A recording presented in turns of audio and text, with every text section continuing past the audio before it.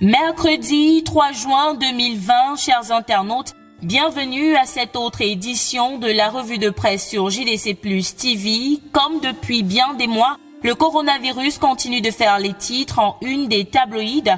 Aujourd'hui, nous nous rendons premièrement du côté du quotidien Mutation qui parle de ces hôpitaux publics qui sont sous respirateur à cause du coronavirus. Le taux de fréquentation est en baisse avec les autres patients qui redoutent une contamination, tel que vous le lirez dans les colonnes du journal dans son édition de ce jour. Et Mutation qui se pose donc la question de savoir où sont passés ces centres spéciaux de prise en charge annoncés par le gouvernement à maintes reprises. Pour plus de précisions à ce sujet, lisez la page 13 du quotidien Mutation, paru en kiosque ce mercredi 3 juin 2020. Nous restons avec le quotidien Mutation pour parler des relations bailleurs-locataires pendant cette période de crise sanitaire que traverse le pays. Le journal de Georges-Alain Boyomo indique que même elles n'ont pas pu échapper aux griffes du coronavirus, tel que vous le lirez en page 5 de son édition de ce jour. Deuxième arrêt dans cette édition, le quotidien Le Jour qui lui s'intéresse au coronavirus en milieu carcéral. Le journal d'Aman Mana souligne que le virus du moment menace toujours les prisons au Cameroun à cause de la surpopulation. La rédaction du journal s'est rendue dans des prisons dans quelques villes du Cameroun, à l'instar de Douala, Yaoundé, Bafoussam, Gaoundéré et Bertois, et nous propose reportages et enquêtes à lire de la page 2 à la page 3.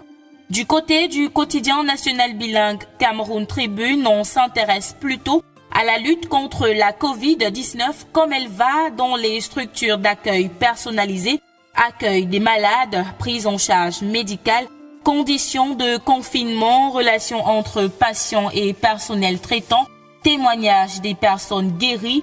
Tout ceci, vous le retrouverez dans l'enquête menée par la rédaction de Cameroun Tribune dans quelques structures de traitement et des lieux de confinement privés qu'elle vous propose en page 13 à 15. Loin du coronavirus, parlons alternance avec le quotidien Le Messager, précisément du cas Marcel Niat Djifandi.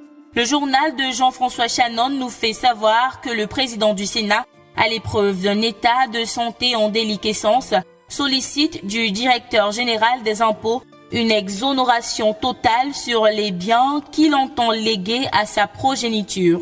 Dans cette édition du Messager, on parle également reconstruction de la Sonara, un an après l'incendie qui a ravagé 4 de ses 13 unités de production. Dans une interview accordée à Cameroun Tribune, le ministre de l'Eau et de l'Énergie, Gaston Elundou Essomba, a révélé que le budget de reconstruction s'élève à 250 milliards de francs CFA. Dans cette édition de sa parution, le Messager se pose la question de savoir qui payera cette note. Et c'est sur cette question que nous mettons un terme à cette édition de la revue de presse sur JDC Plus TV. Merci d'avoir regardé, on ne le dira jamais assez. Respectons toutes les mesures barrières prescrites par le gouvernement et l'Organisation mondiale de la santé pour freiner la propagation du coronavirus. Portez-vous bien, à demain.